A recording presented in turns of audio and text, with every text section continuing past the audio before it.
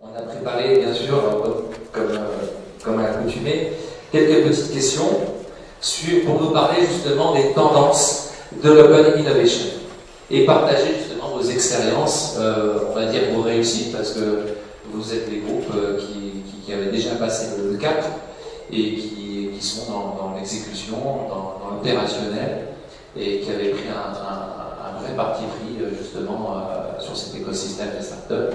D'ailleurs, on vous voit souvent parler on entend que vous maintenant, aujourd'hui, vous avez pris la place, et je vous dis encore bravo. Donc, donnons la parole à honneur aux dames. Madame Benona, présente pour ceux qui ne connaissent pas le programme d'Open Innovation, dites-nous, voilà, on veut tout savoir. Bonjour à tous, je suis très ravie d'être là dans cette conférence et de voir autant de jeunes entrepreneurs qui, j'espère, réussiront à mettre en place leur start-up. Alors donc là, je représente l'IDEC, je suis Innovation Manager au sein de l'IDEC.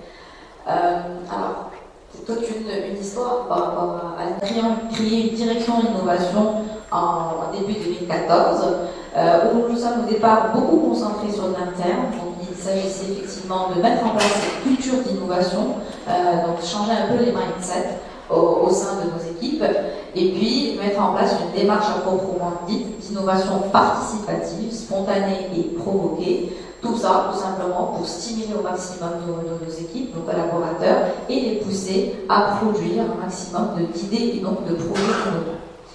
Et puis 2016, on a été conscient et confronté au fait que nous ne pouvons pas innover tout seuls, de notre côté, en interne, donc il fallait bien s'ouvrir. D'où le programme d'Open Innovation.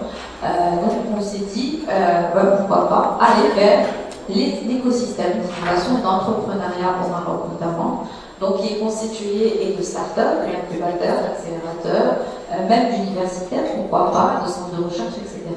Donc on s'est ouvert dans ce cadre-là, et donc c'est là où on a eu le plaisir de rencontrer Lydia Elawi Scritti, et on a mis en place un programme d'Open Innovation d'IDEC. Alors c'est quoi ce programme-là? Donc juste rapidement, vous l'avez dit tout à l'heure, Open Innovation c'est quoi? C'est effectivement promouvoir, stimuler des initiatives et des projets innovants en s'appuyant sur l'écosystème d'innovation, c'est-à-dire les startups et tous les acteurs dont j'ai parlé tout à l'heure. Donc pour nous, c'est un bon levier. Pourquoi? Parce que ça pourrait nous permettre de continuer notre transformation managériale dans le sens où on peut effectivement adapter de nouvelles façons de gérer, de nouvelles formes de gestion plus souples, plus agiles et plus adéquates pour insuffler cet esprit d'innovation et notamment d'intrapreneuriat au sein de l'IDEC. Il faut savoir que l'IDEC, effectivement, c'est une moyenne d'âge de 45 ans, donc c'est pas évident de venir et de changer une culture, des mindsets, de venir avec une nouvelle forme de gestion de projet, mais on y arrive aujourd'hui, au bout de 3 ans, enfin 2 ans et quelques, on y arrive, et puis l'Open Innovation va nous aider dans ce sens. Alors c'est quoi le programme? Avec Scrindi, il est venu, il nous a parlé le premier jour de hackathon. Hackathon, 36 heures, non-stop, nuit blanche, sac de couchage, oui. Au sein de l'IDEC, c'est un peu compliqué. Et puis en plus, intégrer des jeunes qui ne connaissent pas forcément nos métiers. On a des métiers qui sont techniques, qui ne sont pas évidents. Hackathon a plutôt une connotation, malheureusement, SI. Nous n'avons pas que des problématiques SI. On est aussi sur d'autres problématiques terrain, métier, qui nous concernent le plus. Donc voilà. Donc on a eu plusieurs allers-retours avec effectivement Mehdi dans ce sens pour voir dans quel cadre on peut adapter le hackathon ou le programme innovation à l'IDEC. Effectivement, on est sorti avec un programme qui a été difficilement validé par le comité direction générale. Parce qu'on a vu effectivement l'adapter. Alors comment? Au lieu de parler de 36 heures par exemple non-stop, on est plus sur du 24 heures avec un break le soir où chacun peut rentrer, dormir chez soi, se reposer, etc. Ou par contre les jeunes sont les bienvenus pour rester effectivement suivre le bon développement du hackathon. Donc voilà, alors on l'a pris pour ne pas trop prendre la parole et donner la parole à mes collègues. Donc, vous êtes en minorité, donc profitez. C'est ça, je pense que je vais en profiter un peu comme. Donc l'idée c'est un programme sur 3 volets, 3 steps. Le premier, on s'est dit pourquoi pas ne pas faire des ateliers d'inspiration et de sensibilisation à l'innovation, donc avant même le hackathon. Donc, c'est quoi le principe? C'est tout simplement de faire quelques workshops sur l'esprit d'innovation, sur la culture d'innovation, donc des choses comme ça qui peuvent effectivement toucher les collaborateurs LeadDev, donc ça va être orienté collaborateurs, et puis ramener des start-upers, des entrepreneurs, jeunes entrepreneurs qui ont réussi, qui vont venir parler de leur expérience. Donc, comme ça, en panel, parler devant nos collaborateurs LeadDev sur leur expérience, du fait qu'ils sont partis de rien et aujourd'hui, ils ont pu réussir. Et voilà comment. Parler aussi de leur échec, pourquoi pas, parce qu'avec l'échec, on peut mieux grandir. Donc, c'est un peu ça l'idée à travers ces ateliers d'inspiration. L'idée, c'est vraiment donner envie d'innover. Ensuite, on passera effectivement à l'étape hackathon. Donc là, on a 3 problématiques qu'on voudrait résoudre, donc notamment une ici et 2 autres qui sont complètement métiers. Et l'idée, c'est de recruter des collaborateurs LeadDev parce qu'ils ne sont pas obligés. Donc, on ne veut pas imposer non plus à ces collaborateurs de venir travailler et trouver une solution innovante au hackathon, pas du tout. Mais l'idée, effectivement, c'est de leur donner envie et donc que ça soit quelque chose de personnel et qu'ils ne fassent pas revenir. Donc, le hackathon se déroulera, comme je dis, d'une certaine manière. Et puis, le 3e step, c'est après. Qu'est-ce qu'on fait le next step après le hackathon? Tout simplement, les 3 gagnants qui auront eu le prix, entre guillemets, du hackathon auront un accompagnement assez spécifique à travers l'incubateur ou l'accélérateur de Hack Pitch, qui est aussi associé à Africa et Lima, et donc pour lui permettre de passer de la phase prototype, parce qu'il faut savoir qu'au bout du hackathon, on sort avec un prototype. Donc l'idée, c'est de ne pas rester que sur le prototype, mais arriver un peu plus loin, faire bien plus loin, à un projet concrètement déployé, et donc sur le marché, c'est le go-to-market. Donc voilà l'idée, je pense que ça pourrait valoriser nos collaborateurs, et puis les encourager, pourquoi pas, avec des formations, des workshops, etc., dans cet accompagnement, pour qu'ils pensent à eux-mêmes, et pourquoi pas l'entrepreneuriat. Voilà. Merci Zineb, vous avez répondu à toutes les questions. Pour vous avez épuisé notre stock. Non, je rigole. En tout cas, maintenant, pour nous parler de cela, bien sûr, M. Benali, qu'on ne présente plus, directeur de développement stratégique du groupe Théman. Donc, à vous de nous donner un éclaircissement. Je vais interrompre de Zineb parce que sinon, on aura plutôt chez nous à la maison. Donc, là, on la laisse quand même parler avec l'idée. En fait, Benali, 39 ans, je suis directeur stratégique de développement de Théman Group. Nous, l'expérience est un peu différente. Et en même temps, je pense qu'on est assez chanceux. Alors, le groupe est un groupe basé sur la distribution, il a 80 ans, un groupe familial, business family. Ça fait 10 ans que je suis dans le groupe. Et il y a un peu moins d'1 an, en fait, j'ai eu on s'est réveillé en se disant, aujourd'hui, et comme elle a dit tout à l'heure Mehdi, la plus grande force d'un groupe peut s'avérer sa faiblesse. C'est quand il grandit, quand il devient fort, il devient aussi lourd. Et dans tout ce qui est créativité, tout ce qui est innovation, ça se tue avec tout ce qui est opérationnel. On commence juste à avoir le day-to-day, à avoir le bottom line de nos produits, de nos business units, on commence à suivre un petit peu l'opérationnel et on oublie le stratégique. Et le stratégique est très très important. Pourquoi? Parce que c'est ce qui permet de penser out of the box, c'est-à-dire d'analyser le marché et de se dire aujourd'hui quelles sont mes forces, qu'est-ce que je peux faire avec ces forces-là et comment je peux les déployer. En fait, moi je vais être très très concret et très rapide. Quand j'ai pris la direction stratégie et développement, je suis en parallèle aussi directeur général d'une filiale. Et donc du coup je suis maintenant dans l'opérationnel, donc je connais les problèmes réels. Et j'ai cette chance d'être out of the box pour analyser le marché. Et du coup on s'est dit, qu'est-ce que l'entrepreneuriat? Comment aujourd'hui on peut mixer entre les forces d'une GE, une grande entreprise, et entre la créativité de la start-up. Et aujourd'hui, il est clair que l'âge est un élément déterminant. J'ai 39 ans et je me sens un peu décalé par rapport aux jeunes qui ont 25. Pour moi, c'est des payables. Ça vole, ça va très vite, ça tweet, ça Facebook, ça vit dans les réseaux sociaux. Et cette génération, quand je la sors, pour essayer de rattraper ce train, bon, moi aussi je suis inscrit sur Twitter, Facebook, je commence vraiment mais j'arrive pas à les suivre. Par contre, on a recruté des gens qui ont cette capacité. Et on s'est rendu compte que ces gens-là n'ont pas de frein. C'est un train qui roule à 300 à l'heure mais sans frein. Donc aujourd'hui, tout ce qui est financier, tout ce qui est juridique, tout ce qui est contrat, ils ne savent pas. Et ils ne veulent pas le savoir. Et ça ne les intéresse pas. Et tant mieux, parce qu'ils font ce qu'ils aiment. Et en fait, le tout est de pouvoir mixer entre cette force qui va pouvoir créer un cadre pour pouvoir protéger la start-up et la supporter, et laisser le moteur principal, qui est la créativité et l'innovation de ces start-upers, de pouvoir exploser. On a lancé pas mal de projets. Il y en a qui sont déjà dans le pipe et il y en a qui sont sortis. Je vais directement parler d'un projet que je viens de lancer il y a 1 mois, dont je suis aussi directeur général, c'est tout simplement Islahat. Alors Islahat, c'est la première chaîne de réparation de smartphones au Maroc, qui vient d'être lancée le 5 décembre, et que nous avons lancé à l'échelle nationale en très peu de temps, avec une proposition de valeur très très claire. Nous réparons votre smartphone en 20 minutes, et si en plus vous voulez faire vos courses, allez faire vos courses, nous allons vous réparer le temps de faire vos courses. Et avec tout simplement un stand de 4 mètres carrés, avec des gens formés à travers une académie, bon, on en parlera tout à l'heure si vous voulez. Et le principe était de prendre toutes les forces de la GE dans laquelle j'étais, de mettre derrière une équipe de jeunes qui pouvaient aller très vite et avoir un go-to-market très très rapide. Et en 6 mois, tout a été réalisé en interne. On a imaginé le concept.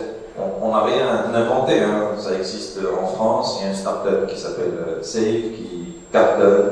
Il y en a d'autres qui se sont lancés, mais bon, il y a plein de mobile service, il y en a pas mal. Et la capacité aujourd'hui à prendre un concept, même s'il existe, mais à pouvoir le déployer. Et il n'y a que des, entre parenthèses, des jeunes fous qui n'ont pas de frein, qui vont très vite, qui sont passionnés, qui bossent H24, qui peuvent y arriver. Et pas des gens qui sont normés, cadrés, avec un salaire, ils vont aller rentrer, dormir et faire leur 8 heures. Ça ne marche pas comme ça. Le monde ne marche pas comme ça. Aujourd'hui, il y a une seule et une phrase qu'il faut retenir dans ce monde. Growth or die. Tu crois ou tu meurs. Il n'y a pas... C'est binaire. Il n'y a pas de truc au milieu. Et s'il y a une notion importante sur laquelle je voudrais juste insister, c'est ce qu'on appelle le product market fit. Quand vous n'avez pas un produit adapté à votre marché, vous êtes mort. C'est aussi simple que ça.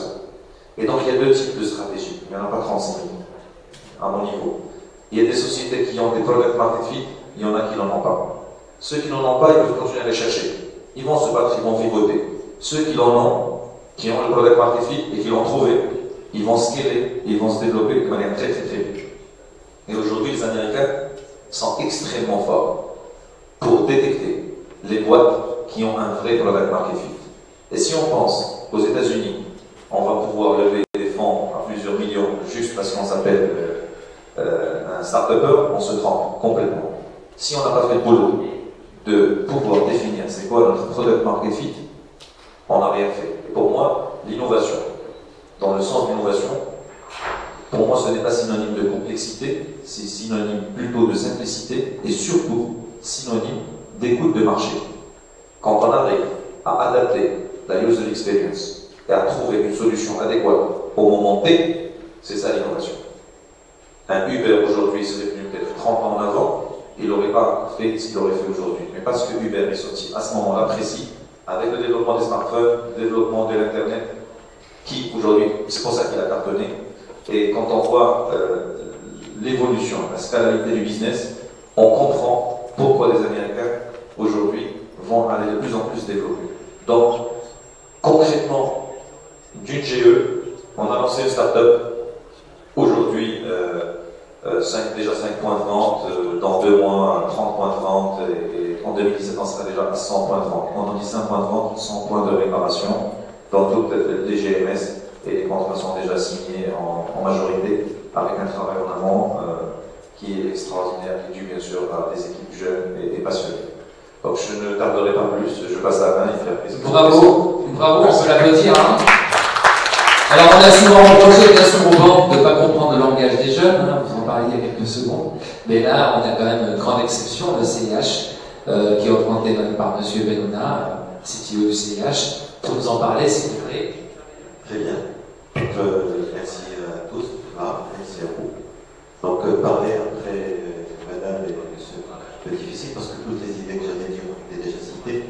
Donc on se retrouve un peu dans le monde de l'innovation. Donc CIH Bank a fait le choix il y a il y a 4-5 ans, de se transformer, le fait de se lancer dans la transformation digitale. Et c'est quelque chose qui s'est préparé dans le temps. On a fait ce choix de transformation il y a 4-5 ans. On a commencé à préparer effectivement le système d'information, puis on a commencé à travailler avec nos équipes internes sur la façon de comprendre un peu le digital, de s'approprier ces nouvelles technologies. Avant de sortir sur le marché et de se transformer nous-mêmes en image, le nouveau logo, nouvelle transformation, CIH Bank. Et c'est là où nous aussi on a compris que l'expérience avec les jeunes, que ce soit les jeunes en interne ou les jeunes externes, les jeunes d'aujourd'hui consomment différemment. Et ils sont plus habitués à pensent et consomment différemment. Ils sont plus habitués à consommer du graphique, surtout sur la partie web. Tout est gratuit et si on veut payer, c'est après que ça vient toujours une version gratuite d'abord, mais si on veut plus, on paye. Et d'où l'idée, chez nous, au niveau de CIH Bank, d'adresser ces jeunes d'abord en tant que clients et d'avoir cette nouvelle offre qui est le compte, qui est la banque gratuite. On a été les premiers à le faire et aujourd'hui, ça commence à venir sur le marché et c'est des jeunes qui aujourd'hui consomment la banque. On essaie que cette banque soit différente. Et comment on a pu arriver à ce genre de situation? C'est d'abord de pouvoir changer, de passer de cette idée de banque classique, rigide, pouvoir bouger, pouvoir faire un projet, il fallait passer plusieurs mois à faire la conception, la réalisation avant d'être sur le marché. Quand on passe dans le monde du digital, dans le monde, on est plus dans l'agile, on est plus dans cette logique de time to market. Et c'est là où on a monté une équipe de jeunes en interne, où on commence, on n'a pas peur de se tromper, de faire des choses, de corriger. Et on arrive aujourd'hui à des cycles de production qui sont de 2 à 3 mois dans le développement du digital. Une fois qu'on a fait ça, et qu'on s'est mis dans cette logique de transformation, cette logique d'agilité, nous est venue l'idée, bien sûr avec Mehdi, de l'Open Innovation. Et par contre, on n'a pas fait le choix qu'a fait la LIDEC en le faisant par nos équipes en interne.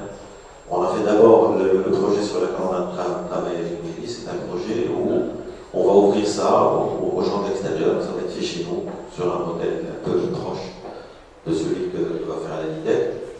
Mais l'idée au CIH, c'est d'encourager cette innovation, de pouvoir détecter les idées, les startups, peut-être les financer.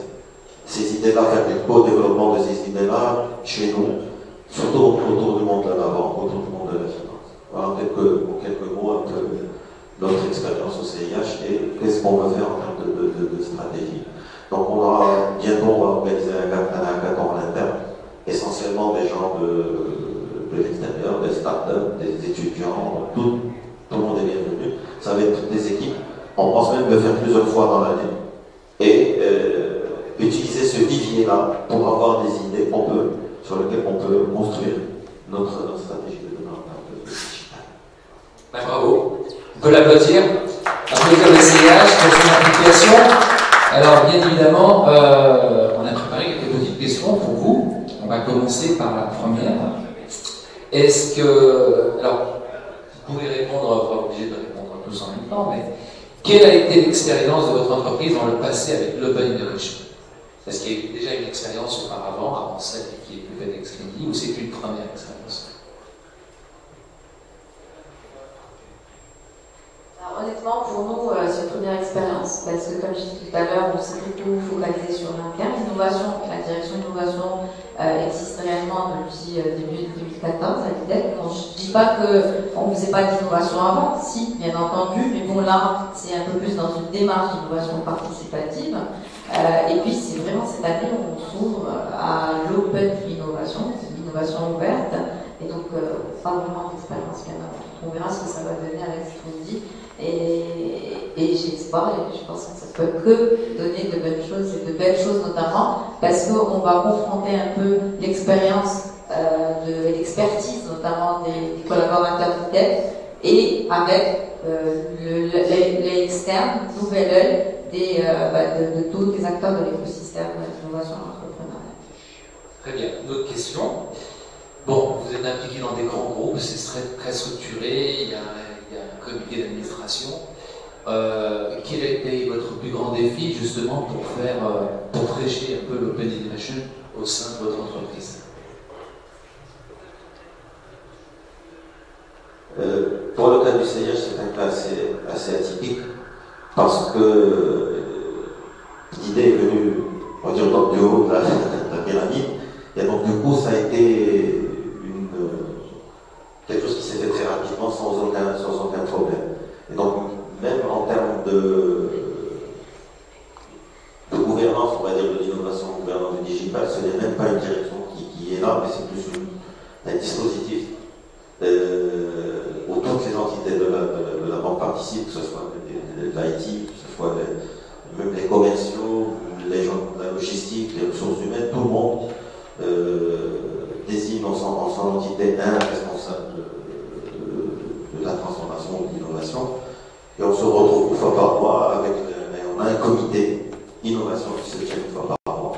Et on corrige, on présente les avancements, on avance, on corrige les idées, et puis parfois il y a même des idées qui viennent d'en bas et des idées qui viennent d'en haut. Et l'objectif, c'est que ces idées-là sont challengées, poussées, ou même parfois, on va dire, freinées. Mais l'idée, est-ce que que ce soit vraiment un mouvement d'ensemble et que ce ne soit pas un porteur de projet qui est en train de se battre avec tout le monde pour le faire. Si on n'est pas dans une configuration où tout le monde met la main à la pâte, je ne pense pas que ça puisse avancer correctement. Monsieur Benani? Je vais rajouter, nous c'est le contraire. Nous les idées sont venues d'en bas, et il fallait convaincre le conseil en haut. Et c'est aussi simple que ça. Il y a une différence entre la vision et le rêve. Si l'innovation ne permet pas d'atteindre une vision et de faire gagner de gagner de l'argent à l'entreprise, c'est pas la peine. Il n'y a pas d'utopie. Une boîte, elle est faite pour gagner de l'argent, pour créer de la valeur ajoutée, pour payer des salaires, pour contribuer au développement de l'économie, au pays, du PIB, et on peut encore monter. C'est ça ce qui est le plus important. C'est pour ça aujourd'hui que les startups sont là pour créer de la valeur. Et il faut toujours garder en tête que si aujourd'hui on n'arrive pas à convaincre n'importe lequel, que ce soit un conseil d'administration, un actionnaire, un fonds, sur la capacité à créer de la valeur, on le ferait. Et donc, il fallait convaincre tout simplement le conseil en se disant que mettre de l'innovation, créer de la start-up, voici la vision, voilà où on veut arriver. Après, il y a une vision internationale, après, il y a une vision de développement très très forte, et après, il y a un gros business derrière qui va être généré.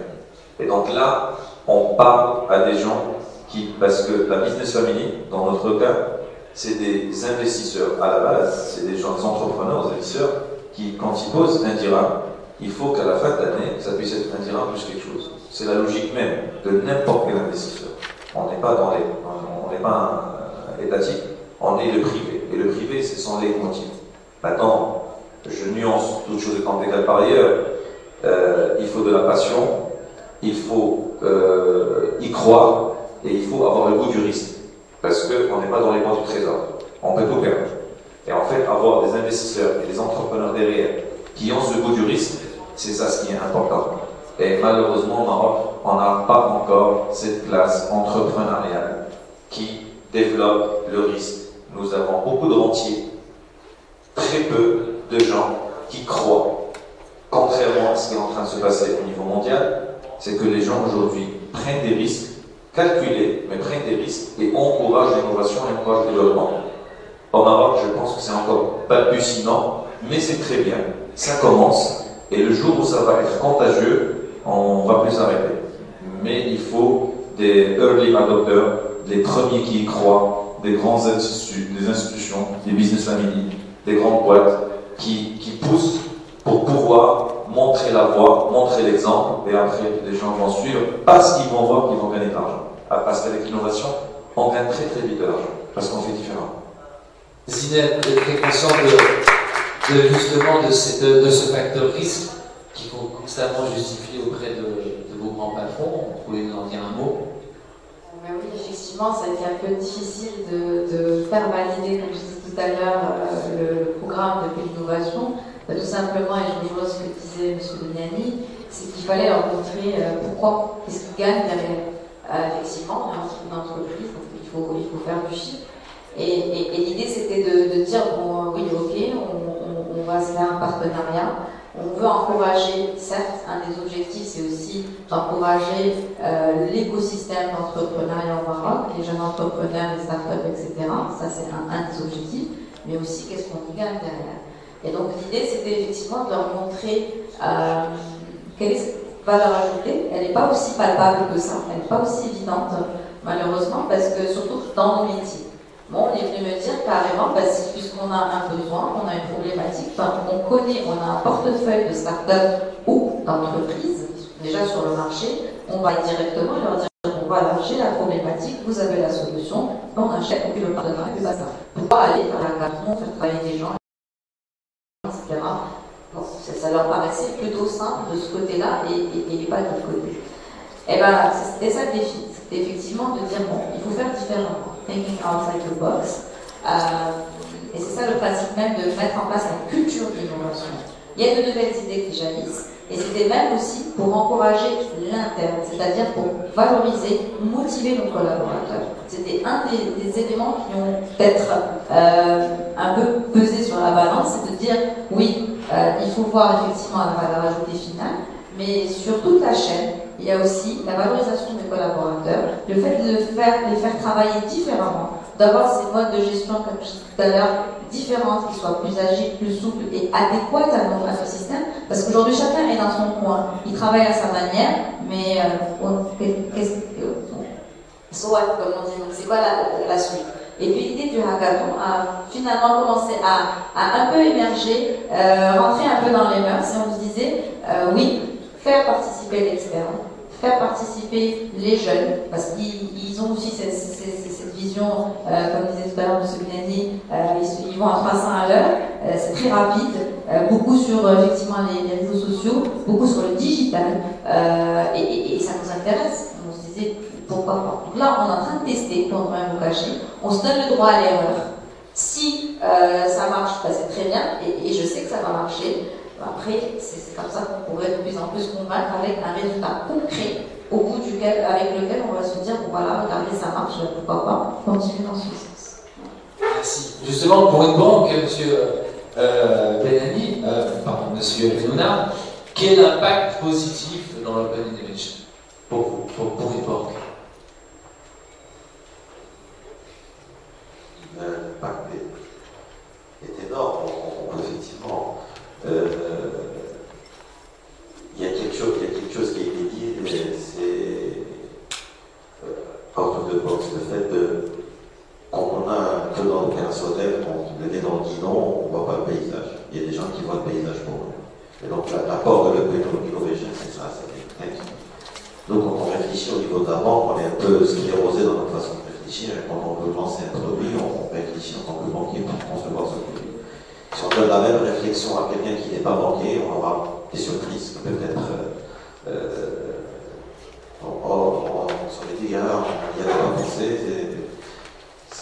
Le fait de faire participer, parce que de toute façon, on est tous clients d'IDEC, on est tous clients d'une banque entre guillemets, et donc quelque part, le fait, même quand on fait jouer l'open innovation par des jeunes, des startups, ce sont tous de futurs clients, de clients déjà de banque, qui voient la banque différemment de ce qu'on va voir en interne. Et déjà le fait de faire cela par des gens de l'extérieur, c'est déjà de nous apporter ce que voient un peu ces futurs clients, ces jeunes de la banque, et peut-être d'avoir d'autres idées que nous qui nous paraissent non faisables, non jouables, parce que non intéressantes. Et le fait que ces idées-là, et comme elle dit aussi tout à l'heure, on n'invente pas le monde, il y a des idées qui existent déjà, et le fait de les contextualiser au contexte marocain peuvent les faire grandir différemment. C'est un peu ça, un peu le Ajouter un point, on nous a enseigné quand on était petit, on nous a martelé, attention, il ne faut pas copier, c'est pas bien. Parce que si vous copiez, vous êtes mieux. Ben, c'est pas vrai. C'est vraiment pas vrai. Aujourd'hui, ceux qui copient, c'est ceux qui réussissent. C'est pas question. Il fallait rajouter, il faut pas copier bêtement. Oui. C'est comme la blague d'un mec, un il a eu 20 et l'autre il a eu 0. Et il avait la même réponse. Et 19 et 0. Et on a demandé à celui qui a eu 0, et il est parti chez toi, mais pourquoi on a 0? Ça c'est juste comme lui. Je dis oui, mais ça c'est juste comme lui, oui, et ça c'est juste comme lui. Oui, d'accord. Mais je comprends pas, il dit, mais sauf que dans la dernière question, lui il a écrit je ne sais pas, et vous avez écrit moi aussi. Donc le mec il a copié, et au lieu de. Il a dit, voilà, il s'est tellement extrapolé ce qu'il a pris. Ce que je veux dire par là, c'est que le benchmark, il y a une notion, ce qu'on appelle la learning curve.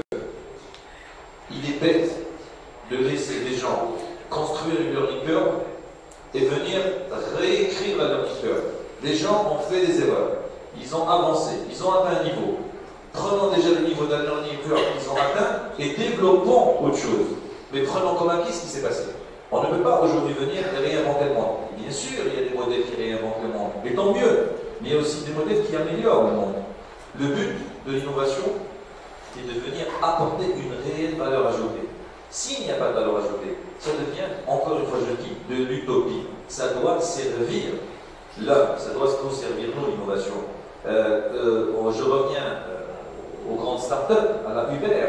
Si les gens n'étaient pas contents d'une application smartphone, Uber n'aurait pas explosé comme ce qu'il est en train d'exploser. In fine, c'est l'offre qu'on construit et la user experience qu'on propose qui va définir est-ce qu'on va réussir ou pas. Et donc, il y a toujours quelque chose derrière. C'est que veut le client, qu'est-ce qu'on va amener à ce client. Et dernier point, on parle beaucoup de consommateurs, plus de consommateurs. De consommateurs, parce qu'aujourd'hui, quelqu'un qui consomme et qui va dans les réseaux sociaux, et qui tweet, et qui Facebook, et qui donne son avis, il a un impact énorme sur ce qu'il consomme. Et les marques aujourd'hui doivent être très prudentes par rapport à cette nouvelle génération. Et nous, moi personnellement, je me trouve entre une ancienne génération qui était plutôt, on lui offrait des solutions et il consommait parce que ce qui existait, et une nouvelle génération qui, elle, influence les marques et a une nouvelle manière de consommer. Et les boîtes intelligentes et donc innovantes, c'est celles qui vont s'adapter à cette nouvelle génération. Pour s'adapter à la nouvelle génération, il faut la comprendre. Donc on a intérêt à les comprendre vite et à suivre notre modèle par rapport à eux, c'est des futurs consommateurs. Que vous le vouliez ou non, c'est votre marché. Voilà. Une question pour vous trois, mesdames et messieurs. Qu'est-ce qui vous a motivé justement à choisir le programme Stability Open?